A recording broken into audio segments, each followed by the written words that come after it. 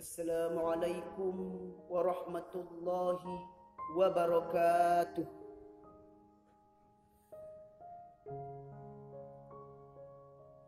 Pemirsa channel yang dirahmati oleh Allah Subhanahu wa taala. Baginda Nabi besar Muhammad sallallahu alaihi wasallam ketika beliau memerintah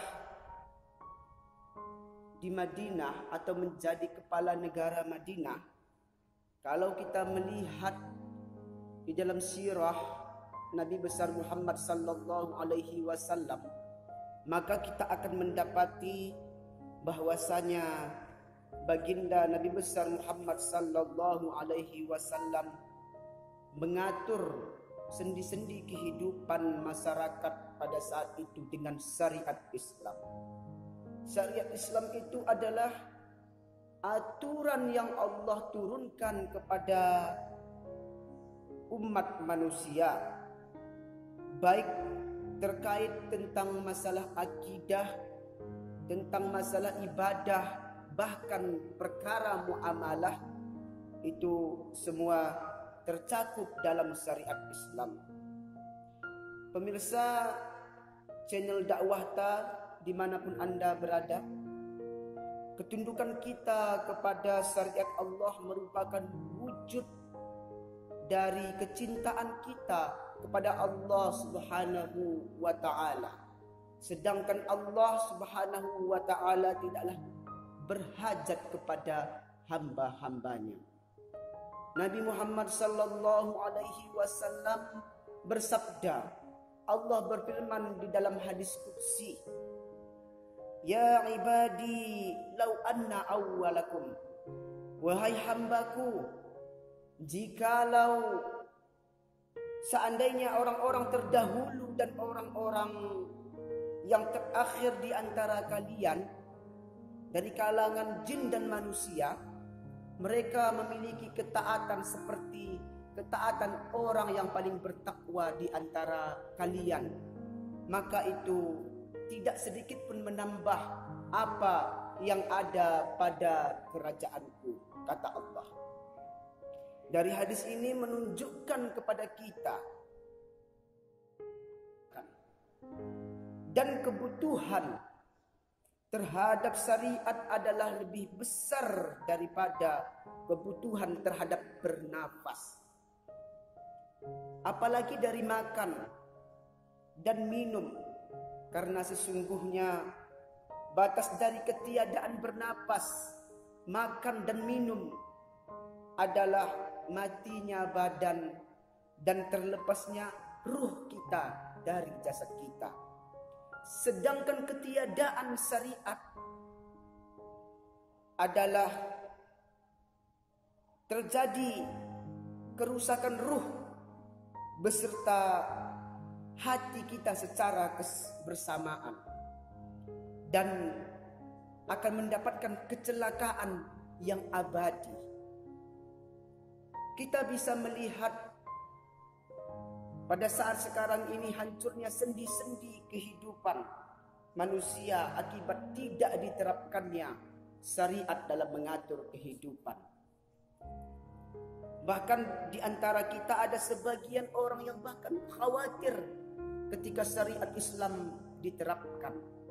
Khawatir akan terjadi pertumpahan darah. Faktanya tiada pun diterapkan syariat Islam, pertumpahan darah terus terjadi. Kita saksikan hampir setiap harinya. Tingkat kriminal yang sangat tinggi, pemerkosaan, pembunuhan, perampokan terjadi. Sungguh kita tidak boleh hanya sekedar diam melihat keadaan ini. Penerapan hukum Allah sangatlah penting bagi kita, sangat mendesak, karena hanya inilah jalan keselamatan di dunia dan di akhirat. Allah Subhanahu wa ta'ala berfirman di dalam Quran surah Al-Anbiya ayat 10, yang artinya, sesungguhnya telah kami turunkan kepada kamu sebuah kitab yang di dalamnya terdapat sebab-sebab kemuliaan bagimu, maka apakah kamu tiada memahaminya? Sementara berpaling dengan syariat dari syariat Allah malah akan membawa kehinaan bagi kita umat manusia, apalagi kaum muslimin. Sebagaimana pernah dituturkan oleh Umar bin Khattab radhiyallahu anhu, ia berkata, sesungguhnya apa yang telah Allah muliakan kita, maka Allah pasti akan menghinakan kita.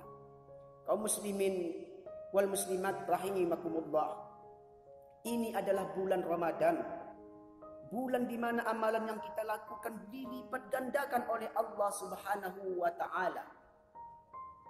Membaca Al-Qur'an satu huruf bernilai 10 kebaikan.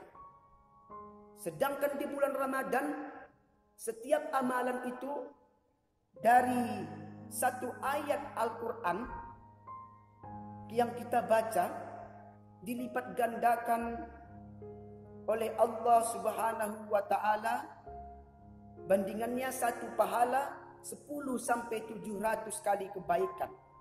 Bayangkan betapa besar imbalan yang didapatkan beramal pada bulan Ramadan ini.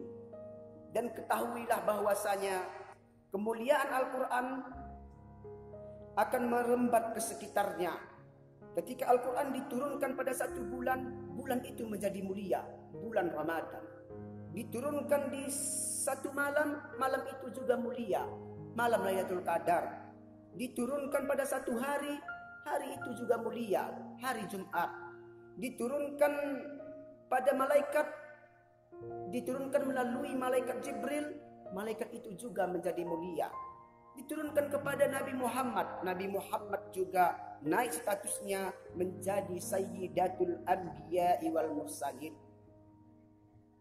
Al-Quran tidak pernah singgah di suatu tempat atau orang kecuali ia akan menjadikan orang itu mulia.